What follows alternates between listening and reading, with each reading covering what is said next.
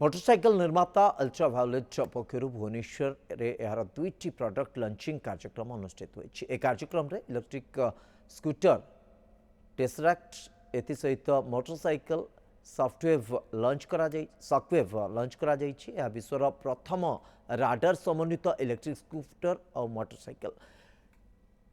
10.3 kilowatt battery pack सहित